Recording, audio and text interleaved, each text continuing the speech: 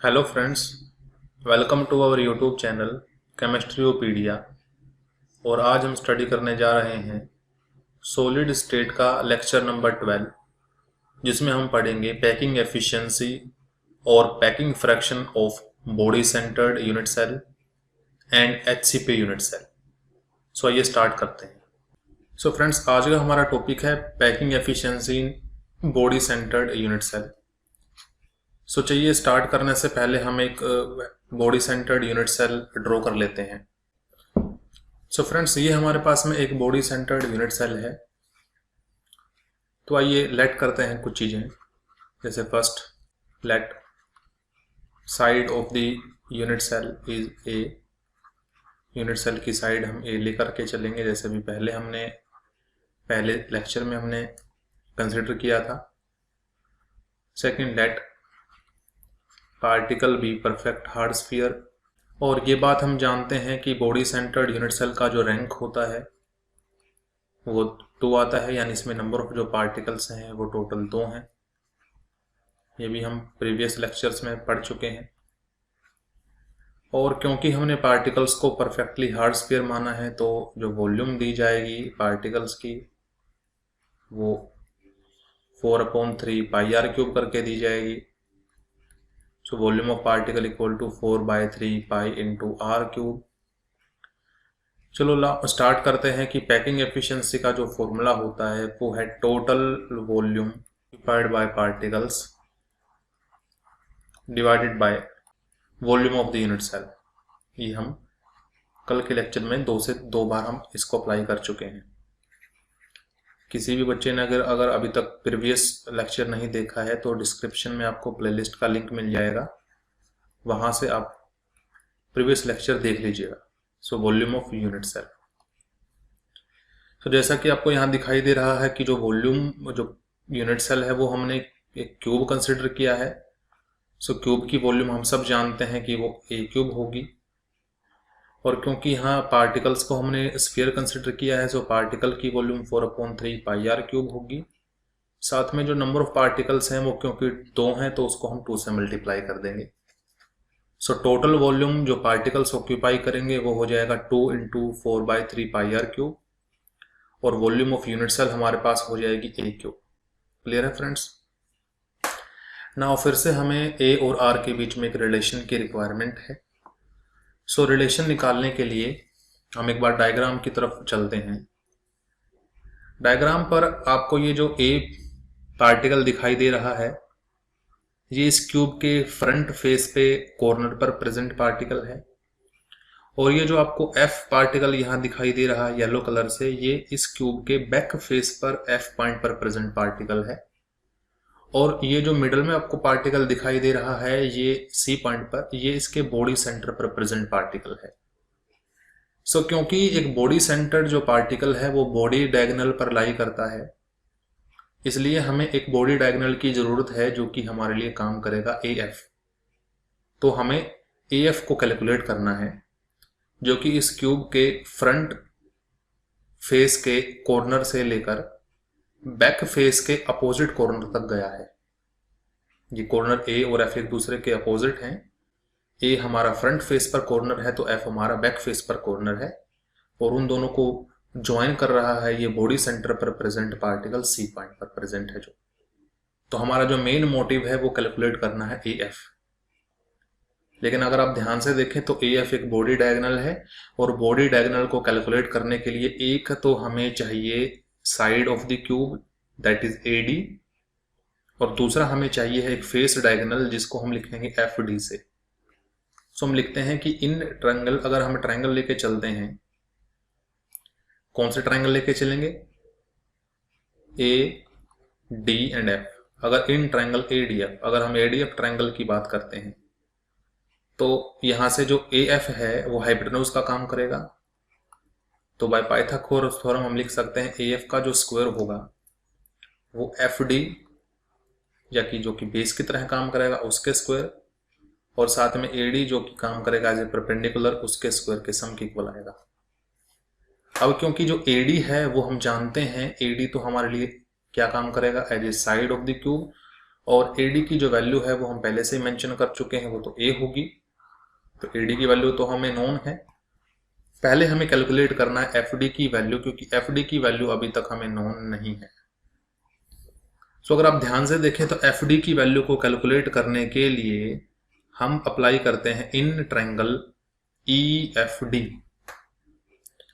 In triangle EFD, in triangle EFD triangle के अंदर अगर हम बात करें तो आप ध्यान से देखिएगा, ये ट्रायंगल है EFD, ठीक है। ये जो आपको मैं ग्रीन कलर से इसको रिप्रेजेंट कर देता हूँ, ये जो ट्रायंगल है ये ट्रायंगल EFD है, ठीक है।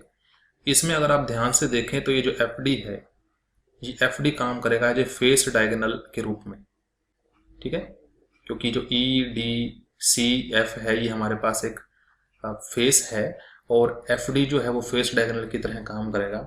और हम जानते हैं कि इस EF साइड के बीच में और ED साइड के बीच में जो एंगल है वो 90 डिग्री का एंगल है।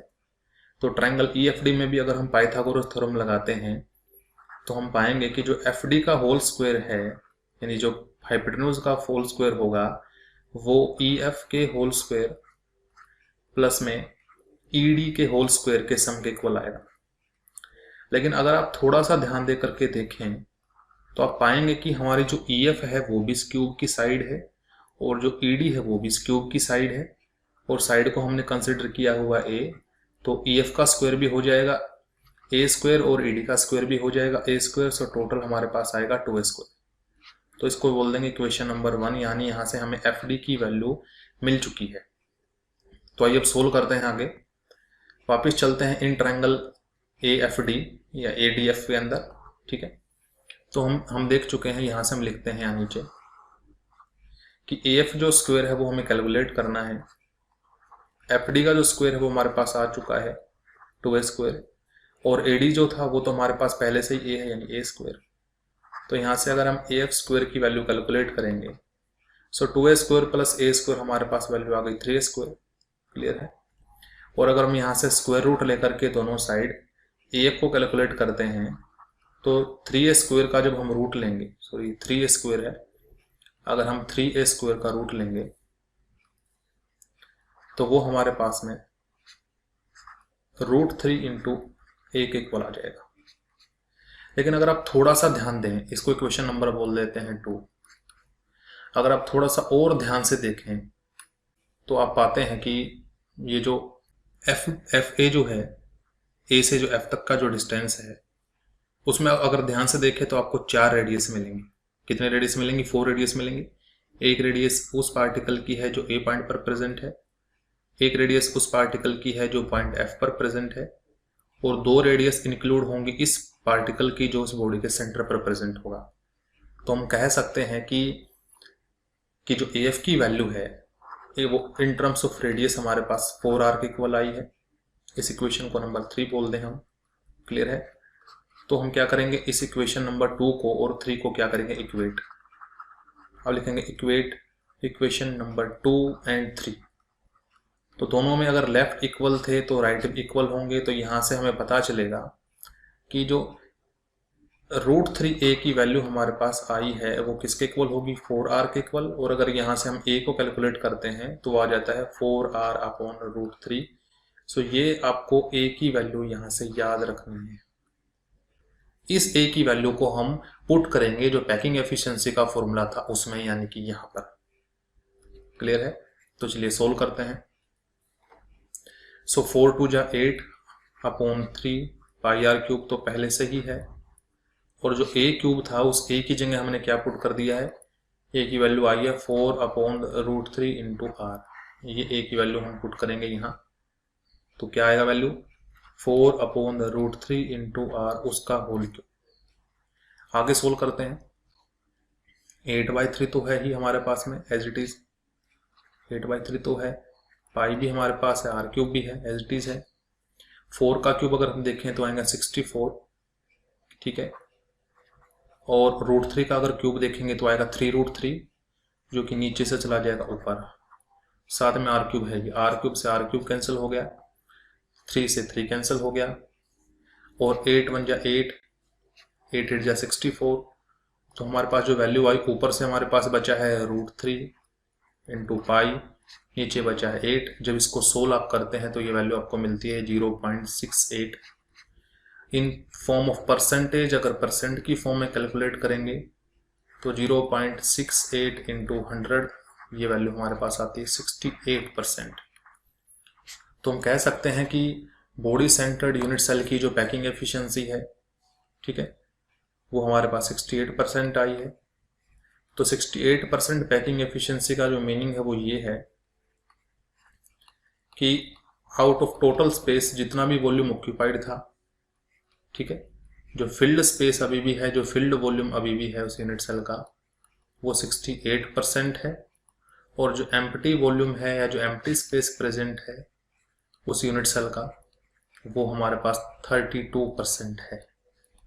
वो हमारे पास 32% है। सो ये दो वैल्यूज आपको और के याद रखनी है कि जो फील्ड वैल्यू है वो 68% है और जो एम्प्टी वैल्यू है वो हमारे पास में 32% है।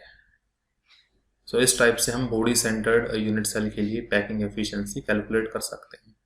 क्लियर है? नेक्स्ट हमारा जो टारगेट है वो है calculation of packing efficiency in case of HCP unit cell. So आइए स्टार्ट करते हैं। सो हमारा जो नेक्स्ट टॉपिक है वो है पैकिंग एफिशिएंसी इन HCP यूनिट सेल।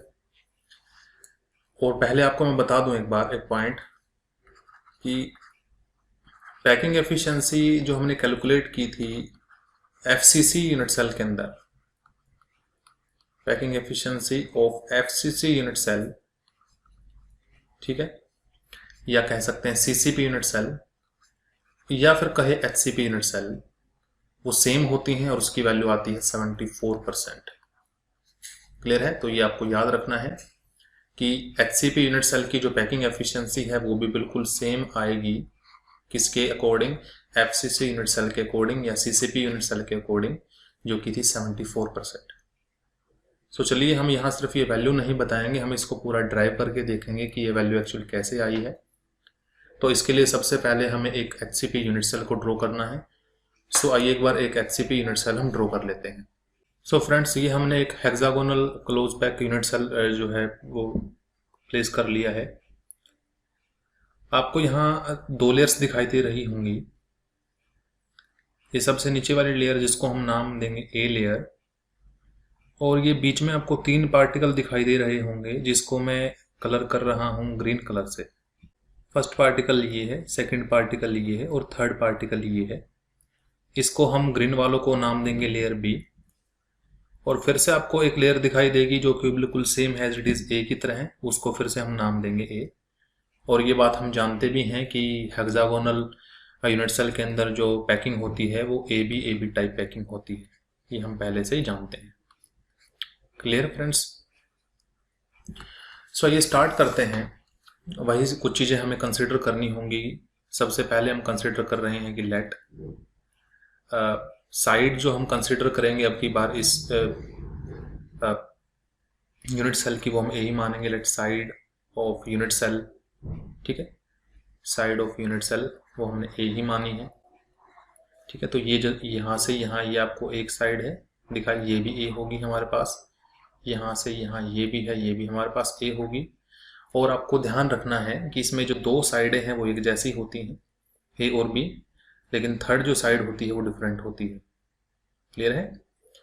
सो इस पॉइंट से, यानी कि ये जो पॉइंट है, ये पॉइंट है, इस पॉइंट से इस पॉइंट तक का जो डिस्टेंस है वो आपको याद रखना है, वो A नहीं होगा। This is not equal to A। Clear है? और जैसा कि आपको थोड़ा बहुत यहाँ डायग्राम से इंडिकेट भी हो रहा है कि यहाँ से ये जो पॉइंट है, ये पॉइंट या ये पॉइंट, इनका जो डिस्टेंस है वो इस A और इस पॉइंट से अलग है। ये जो आपको जो C से रिप्रेजेंट किया गया है जो लाइन, ये लाइन की लेंथ अलग होगी A से जो रिप्रेजेंट की गई है लाइन उससे अलग। सो हमने ये जो नीचे से ये जो पार्टिकल है, ये जो साइड है, ये हमने मानी है A, ठीक है, ये जो साइड हमने A मानी है। और फिर से हम कंसिडर करेंगे लेट जो पार्टिकल्स होंगे वो सारे परफेक्टली हार्ड स्फीयर होंगे। Let particles are perfectly hard sphere, ठीक है, उनको परफेक्टली हार्ड स्फीयर माना जाएगा, वही सेम जैसा हम पहले मानते आए हैं। और अब की बार हम ये जानते हैं कि HCP में, ठीक है, HCP में जो रैंक होता है इस यूनिट सेल का वो 6 होता है। आपको फिर से बता दूं ये 6 कैसे आएगा कि जो पार्टिकल कॉर्नर पर हैं वो 12 हैं, 12 कॉर्नर हैं और हर एक पार्टिकल शेयर करता है 1/6 पार्ट। ठीक है, 3 आपको पार्टिकल बॉडी सेंटर पर दिखाई दे रहे हैं और 2 पार्टिकल हैं जो आपको फेस सेंटर पर दिखाई दे रहे हैं जो शेयर करते हैं 1/2। ठीक है, सो 6 2 जा 12, 2 + 3 + 1, टोटल नंबर ऑफ पार्टिकल हमारे पास आते हैं 6। सो स्टूडेंट्स स्टार्ट करते हैं अपना पैकिंग एफिशिएंसी का फॉर्मूला जो कि था total volume of all particles. Total volume of all particle, जितने भी पार्टिकल्स प्रेजेंट हैं उन सब का वॉल्यूम हम यहाँ लेके चलेंगे और साथ ही साथ हम उसको डिवाइड कर देंगे वॉल्यूम ऑफ यूनिट सेल से। क्लियर है, वॉल्यूम ऑफ यूनिट सेल से। सो चलिए जो जो वैल्यूज हमारे पास गिवन है वो हम पुट कर लेते हैं। अगर आप ध्यान से देखें तो पार्टिकल्स को हमने स्फीयर माना है, टोटल नंबर ऑफ पार्टिकल 6 हैं। सो टोटल वॉल्यूम पार्टिकल्स की हो जाएगी 6 × 4/3 पाई × r³ करके, और जो वॉल्यूम है यूनिट सेल की वो हम यहाँ पर a³ नहीं लिखेंगे क्योंकि a³ जो वॉल्यूम होती थी वो किसी क्यूबिक यूनिट सेल की होती थी। तो यहाँ पर हमें सबसे पहले इस यूनिट सेल का जो है वो वॉल्यूम को फाइंड आउट करना है, volume of unit cell. Clear है, तो सबसे पहले हम वॉल्यूम को फाइंड आउट करेंगे इस यूनिट सेल की। तो आइए, हमारा जो मेन पर्पज है सबसे पहले वही है। तो हम ये बात जानते हैं कि किसी भी 3 डायमेंशनल चीज की अगर हम वॉल्यूम निकालना चाहते हैं तो उसकी जो वॉल्यूम होती है वो उसकी एरिया ऑफ द बेस, उसके बेस के एरिया और उसकी हाइट के मल्टीप्लाई के इक्वल होती है। ये बात हम सब जानते हैं। ठीक है, सो हमें भी बस यहाँ कुछ ऐसा ही करना है। अगर हम इस यूनिट सेल का वॉल्यूम निकालना चाहते हैं तो हमें इस एरिया, बेस का एरिया चाहिए और हमें इसकी हाइट चाहिए। ठीक है, सो अब यहाँ ध्यान से देखिएगा कि हमें कुछ चीजें कंसिडर करनी होंगी। ये बात आप जानते हैं कि जो लोअर लेयर थी जिसको हमने ए से रिप्रेजेंट किया था, मिडल लेयर को बी से रिप्रेजेंट किया है और फाइनल लेयर, अपर लेयर को ए से रिप्रेजेंट किया है। तो अब आप इस बात से एग्री होंगे कि जो लेयर बी है वो इन दोनों ही लेयर्स के बिल्कुल मिड में लाई करती है। तो अगर इस लेयर से, अपर लेयर से अगर लोअर लेयर तक का जो डिस्टेंस है, अगर उस हाइट को हम कंसिडर कर रहे हैं h, अगर ये हाइट h कंसिडर हम कर रहे हैं तो इस बी लेयर तक का जो डिस्टेंस होगा वो इसका हाफ होगा, यानी यहाँ से यहाँ तक का जो डिस्टेंस है वो होगा हमारा h/2। इस बात से आप एग्री करेंगे कि इस लोअर लेयर से अपर लेयर तक का डिस्टेंस अगर h है तो लोअर लेयर से इस मिडल लेयर तक, यानी ग्रीन कलर से जो लेयर रिप्रेजेंट की गई है वहां तक का डिस्टेंस होगा हमारे पास h/2। सो अगर हम ये h/2 कैलकुलेट कर पाएंगे, यानी इस ए लेयर से बी लेयर का डिस्टेंस अगर हम कैलकुलेट कर पाएंगे तो एक्चुअली हम h/2 कैलकुलेट कर पाएंगे और उसका 2 टाइम करने के बाद हमें पूरी की पूरी हाइट मिल जाएगी। ठीक है, तो हाइट तो हम ऐसे निकालेंगे। अब बात आई बेस के एरिया की, तो आपको ये जो बेस है वो आप एक हेक्सागन की टाइप में दिखाई दे रहा है।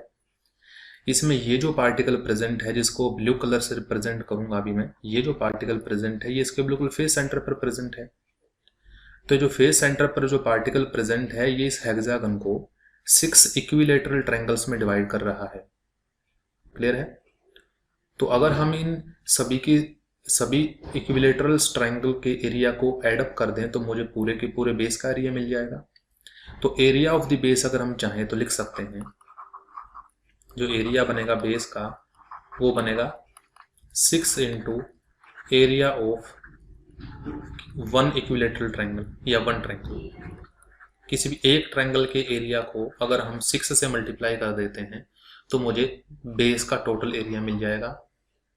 और ये बात हम जानते हैं कि किसी भी इक्विलेटरल ट्रायंगल का जो एरिया होता है, किसी भी इक्विलेटरल ट्रायंगल का जो एरिया होता है उसका फॉर्मूला होता है √3/4 × साइड स्क्वायर। √3/4 इंटू उसकी साइड का स्क्वायर होता है। और जैसे कि आप देख पा रहे होंगे कि इस इक्विलेटरल ट्रायंगल की जो साइड है, हम यही इक्विलेटरल ट्रायंगल ले लें, यही इक्विलेटरल ट्रायंगल ले लेते हैं।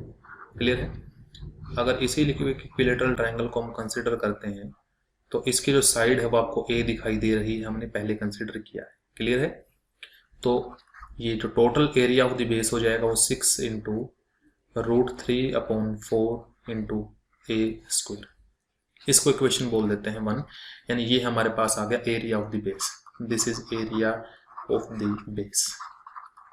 क्लियर है ना। अब हम जो कैलकुलेट करने जा रहे हैं वो कैलकुलेशन होंगी हमारे हाइट की, और हाइट के कैलकुलेशन के लिए पहले हम h/2 को कैलकुलेट करेंगे, उसके बाद हम टोटल हाइट को कवर करेंगे।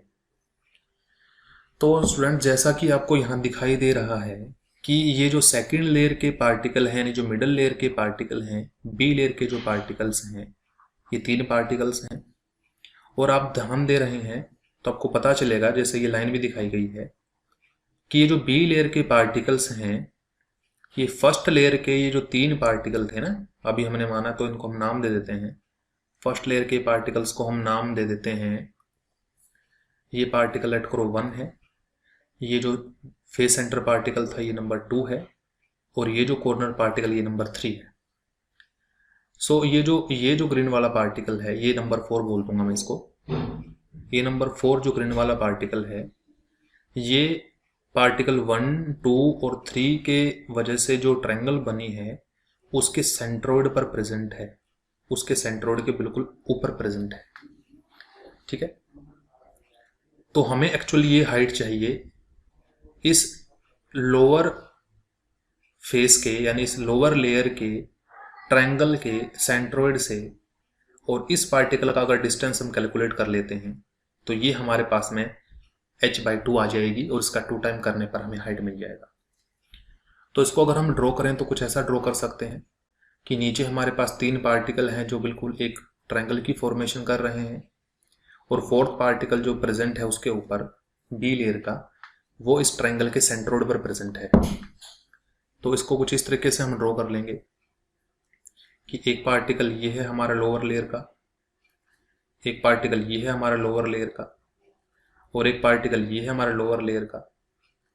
ये तीनों मिलकर के बना रहे हैं, अभी अभी देखा हमने, एक ट्रायंगल। अगर इनके सेंटर को हम ज्वाइन कर दें, ये एक इक्विलेटरल ट्रायंगल बना रहे हैं।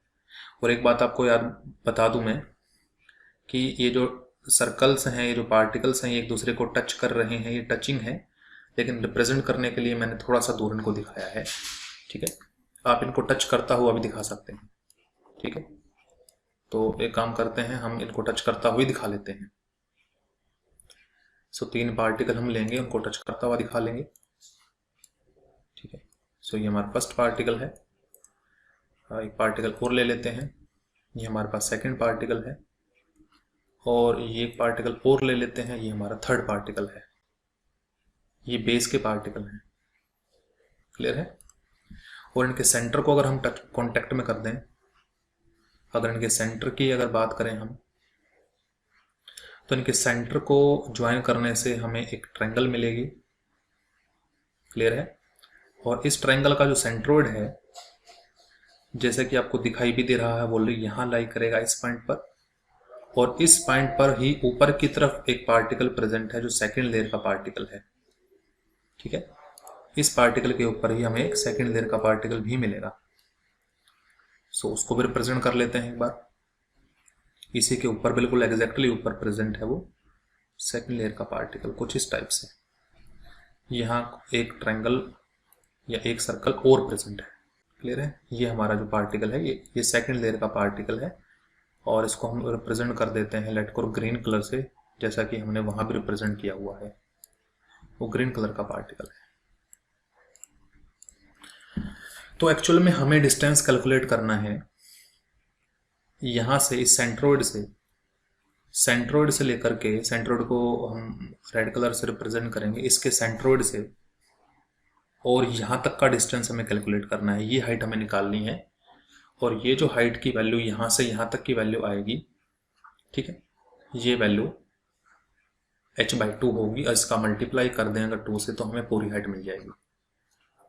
एक बात और आपको मैं बता दूं, और आप जानते भी हैं कि ये जो पार्टिकल जिसको ग्रीन कलर से रिप्रेजेंट किया गया है, ये एक्चुअली इस वॉइड के ऊपर प्रेजेंट है, इस डिप्रेशन पे प्रेजेंट है। तो एक बात आप याद रखिएगा कि ये जो ब्लैक कलर से जो पार्टिकल दिखाए गए हैं, ये तो एक दूसरे को टच कर ही रहे हैं। ये जो ग्रीन कलर का पार्टिकल होगा वो भी इन ब्लैक कलर के पार्टिकल्स को टच कर रहा होगा। तो अगर हम इन ब्लैक कलर के सेंटर्स को ज्वाइन करके अगर इनके बीच के डिस्टेंस को हम नाम देते हैं ए, तो आपको याद रखिएगा कि यहाँ से इसको पॉइंट हम बोल देते हैं ए, ये पॉइंट है बी, ये पॉइंट है हमारा सी। तो ये जो बी और सी होगा ये भी हमारा ए ही होगा, ये बात आप याद रखना है। ये जो पार्टिकल यहाँ ग्रीन कलर से रिप्रेजेंट किया गया है ये इस वॉइड पर प्रेजेंट है कुछ इसी टाइप से कि ये पहला पार्टिकल, ये दूसरा पार्टिकल, ये तीसरा पार्टिकल जो बेस की फॉर्मेशन कर रहे हैं, और ये फोर्थ पार्टिकल है जो उनके ऊपर प्रेजेंट है कुछ इस टाइप से। सो ये चारों के चारों पार्टिकल एक दूसरे को टच कर रहे हैं। तो अगर इस यहाँ से यहाँ तक का डिस्टेंस अगर ए होगा तो यहाँ से ये जो पार्टिकल ऊपर की तरफ रखा गया है इसका डिस्टेंस भी ए ही होगा, ये आपको याद रखना है। क्लियर है? तो ये स्टार्ट करते हैं। हमें जानते हैं कि अगर ये ट्रायंगल एक इक्विलेटरल ट्रायंगल है तो ये जो एंगल हमें मिलेगा ये 60 डिग्री मिलेगा। ठीक है, तो हम काम करते हैं। अभी तक हम ग्रीन कलर के पार्टिकल की बात नहीं करेंगे, पहले हम बात करते हैं इन ट्रायंगल ए, बी और डी। ठीक है, ए बी डी ट्रायंगल की बात करते हैं जो कि फर्स्ट लेयर के पार्टिकल्स के सेंटर को ज्वाइन करने से मिली है। इसमें अगर मैं इस सेंट्रोइड से जैसे कि आपको दिख रहा है, अगर इस सेंट्रोइड से मैं एक परपेंडिकुलर ड्रॉ करता हूं इस साइड ए बी पर, ठीक है, तो इसको हम थोड़ा सा और बड़ा कर लें एक बार। तो फ्रेंड्स ये वो पार्टिकल हैं जो फर्स्ट लेयर के हैं और यहाँ से हमने ये इसको और इसको कंबाइन करके फॉर्मेशन की हुई है उस ट्रायंगल की। क्लियर है? तो हमने क्या किया है, हमने इस सेंट्रोइड से यहाँ पर एक परपेंडिकुलर ड्रॉ किया। ठीक है, सेंट्रोइड से हमने एक परपेंडिकुलर ड्रॉ किया है, ब्लैक कलर से रिप्रेजेंट कर देता हूँ परपेंडिकुलर को। तो हमें पता है परपेंडिकुलर यहाँ एंगल जो है 90 डिग्री का बनेगा।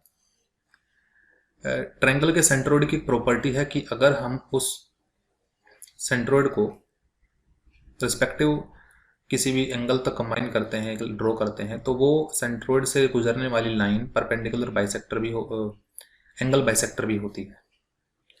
तो हमने नाम दिया है ये ए, ये बी, ये सी। ठीक है, और ये कोई पॉइंट हम नाम दे देंगे यहाँ पर ई, ये ई नाम रख देते हैं पॉइंट का। अब हमें करना क्या है कि हमें जानते हैं कि जो टोटल एंगल है यहाँ 60 डिग्री का था, लेकिन ये जो छोटी ट्रायंगल बनी यहाँ इसको नाम दे देते हैं ओ, बी ओ, ये जो ट्रायंगल बना ये जो एंगल यहाँ पर है ये 30 डिग्री का होगा। और ये जो ए बी पूरी की पूरी जो साइड थी वो आपको दिखाई दे रही है, वो पूरी की पूरी ए थी, यहाँ से यहाँ तक का जो डिस्टेंस था वो पूरा ए था। तो ये जो परपेंडिकुलर बाइसेक्टर यहाँ ड्रॉ किया है ई पॉइंट पर, तो ये जो बी ई की जो लेंथ होगी वो कितनी रह जाएगी, सिर्फ और सिर्फ ए का आधा यानी a/2। क्लियर है? तो बी ई की वैल्यू a/2 आ चुकी है और जो एंगल बना ओ बी ई, ये एंगल ओ बी ई आ चुका है 30 डिग्री। और हमें कैलकुलेट क्या करना है, हमें कैलकुलेट करना है बी ओ। ठीक है, हमें कैलकुलेशन करनी है बी ओ की। तो अगर आप ध्यान दें तो ये जो ओ ई है, ठीक है, ये जो ओ ई है ये क्या काम करेगी, परपेंडिकुलर का, और ये जो बीई है ये काम करेगी हमारे बेस का।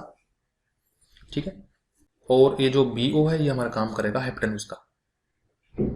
ठीक है, सो अगर हम इस ट्रायंगल के अंदर इन ट्रायंगल BOE में अगर हम लगा देते हैं cos 30, तो cos हमें पता है बेस अपॉन हाइपोटेन्यूज होता है, बेस हमारा है BE और हाइपोटेन्यूज हमारा है BO। तो हमें यह भी पता है कि cos 30 की जो वैल्यू होती है वो होती है √3/2। इधर से BE हम कैलकुलेट कर चुके हैं a/2, साथ में है BO। हमें BO कैलकुलेट करना है, तो क्रॉस मल्टीप्लाई करके हम BO निकालेंगे और BO की वैल्यू कितनी आएगी, BO की वैल्यू आएगी a/√3। सो BO हम ऑब्टेन कर चुके हैं, BO की वैल्यू आ चुकी है a/√3। पहले स्टेप तक हम जा चुके हैं। अब चलते हैं वापस पुराने डायग्राम में। तो आपको मैं रिप्रेजेंट कर दूं कि ये जो सेंट्रोइड जो था इसको हमने O पॉइंट माना था, और अब हम B से लेकर O तक का जो डिस्टेंस कैलकुलेट कर चुके हैं, यानी ये BO कैलकुलेट हो चुका है। अब हमें जो कैलकुलेट करना है वो कैलकुलेट करना है B से लेकर के O से लेकर के C तक का डिस्टेंस। तो मैं काम करते हैं, हम सी को और बी को कंबाइन करते हैं, यानी सेकेंड लेयर के पार्टिकल के सेंटर को कंबाइन कर रहे हैं फर्स्ट लेयर के पार्टिकल के सेंटर से। यहाँ से हम यहाँ नीचे की तरफ बी तक एक लाइन ड्रॉ करेंगे कुछ इस टाइप से। तो यहाँ से आपको फिर से एक ट्रायंगल दिखाई देगी, आपको ट्रायंगल दिखाई दे रही होगी COB। कौन सी ट्रायंगल दिख रही है? In triangle COB। तो इन ट्रायंगल COB के अंदर अगर आप ध्यान से देखें तो ये जो एंगल होगा यहाँ, ये एंगल होगा 90 डिग्री का, और 90 डिग्री का एंगल लगाने से हम क्या कैलकुलेट कर सकते हैं? Pythagoras theorem. पाइथागोरस थ्योरम से हम देखेंगे कि तो CV का जो स्क्वायर होगा वो हमारे OB के स्क्वायर के, ठीक है, और साथ में OC के स्क्वायर के सम के इक्वल आएगा। अगर CB आप ध्यान से देखें तो मैंने कहा था कि C से लेकर के B का जो डिस्टेंस है वो A है, क्योंकि ये जो ग्रीन कलर के पार्टिकल सेकंड लेयर के हैं और ये ब्लैक कलर के पार्टिकल फर्स्ट लेयर के हैं, ये एक दूसरे को टच कर रहे हैं, तो ये A स्क्वायर होगा। OB जो है वो हमने अभी भी कैलकुलेट किया है, देख लेते हैं OB की वैल्यू कितनी आई है। OB की वैल्यू है A/√3, सो ये आएगा A/√3 का होल स्क्वायर। और आपको याद हो तो OC हमें कैलकुलेट करना है, ये जो डिस्टेंस h/2 ये कैलकुलेट करना है। अगर हम यहाँ से OC का स्क्वायर कैलकुलेट करते हैं तो ये उधर जाके सब्ट्रैक्ट हो जाएगा, तो ये आएगा A² - A²/3। OC के स्क्वायर की वैल्यू कितनी आई है हमारे पास? एलसीएम आ जाएगा 3, सो 2A²/3। क्लियर है? अगर यहाँ से हम OC कैलकुलेट करने लग जाते हैं तो वो आएगा √2/√3 इंटू A। और याद करो OC की वैल्यू किसके इक्वल थी? h/2, तो वो आया √3/√3 इंटू √2/√3 इंटू A, और हमें कैलकुलेट करना है h, सो 2 से मल्टीप्लाई कर देंगे हम। तो हाइट जो आ गई वो है 2 इंटू √2/√3 इंटू A। इसको इक्वेशन हम बोल दें सेकेंड। सो हाइट हमने कैलकुलेट कर ली है, एरिया ऑफ द बेस हमने कैलकुलेट कर लिया है, तो वॉल्यूम क्या आएगी? वॉल्यूम हम जानते हैं, सो लिख लेंगे volume of unit cell. Unit cell की जो वॉल्यूम हमारे पास आई वो कितनी आई? Area into height. एरिया हमारे पास आया था 6 इंटू √3/4A², ठीक है, इंटू हाइट कितनी आई? 2 इंटू √2/√3 इंटू A। ये हमारे पास में हाइट आ गई। सो √3 से √3 कैंसिल हो जाता है, 2 से ये 2 पे चला जाता है, 2 से 3 पे चला जाता है, तो कितना आया? 3, और साथ ही साथ √2, यहाँ से 3 बचा है, यहाँ से √2 बचा है। क्लियर है? साथ ही साथ बचा A क्यूब। सो वॉल्यूम जो आ गई हमारे पास में यूनिट सेल की 3√2A क्यूब। और अभी अभी हमने देखा है कि जो A की वैल्यू थी हमारे पास में, ठीक है, ये हमारे पास इस B से A से B तक का डिस्टेंस A है, और देख रहे हैं कि इसमें एक रेडियस इंक्लूड है, इसमें भी एक रेडियस इंक्लूड है। तो हम A को जो है, A को हम लिख सकते हैं 2R। सो A को 2R रखते हुए, ठीक है, अगर मैं यहाँ वॉल्यूम निकालता हूँ यूनिट सेल की तो आएगी, सॉरी, ये वैल्यू हमें मिलेगी, मल्टीप्लाई करेंगे, सो 3√2 तो था ही, साथ में 2R का क्यूब भी हो जाएगा। सो 2 का क्यूब होगा 8, तो 8 3 जा 24√2, साथ में बन गया R क्यूब। सो ये वॉल्यूम आ गई हमारे पास यूनिट सेल की। इस यूनिट सेल की वॉल्यूम को हम पुट करते हैं हमारे फॉर्मूले में। सो फॉर्मूला हमारा था 6 into 4 24/3 pi into R cube, और यूनिट सेल की वॉल्यूम अभी अभी हमने निकाली है, कितनी आई है देख लेते हैं, 24√2 R क्यूब। सो 24√2 R क्यूब, 24 से 24 कैंसिल हो जाता है, R क्यूब से R क्यूब कैंसिल हो जाता है, तो आप देख रहे हैं π/3√2। यही बिल्कुल सेम एक्सप्रेशन हमने कैलकुलेट किया था, तब फेस सेंटर के केस में भी आया था। तो यहाँ से जब इसको सोल्व करते हैं तो वैल्यू मिलती है 0.74। इन टर्म्स ऑफ परसेंटेज निकालेंगे तो हमारे पास आएगा 74%। सो वॉल्यूम ऑक्यूपाइड है 74, और एम्प्टी स्पेस हमारे पास कितना प्रेजेंट है? वो है 26%। सो फ्रेंड्स, ये जो है हमारा टॉपिक था, या कैलकुलेशन थी इन case of hexagonal close pack structure. अगर आपको वीडियो अच्छी लगी तो लाइक, शेयर और सब्सक्राइब करें। Thank you friends.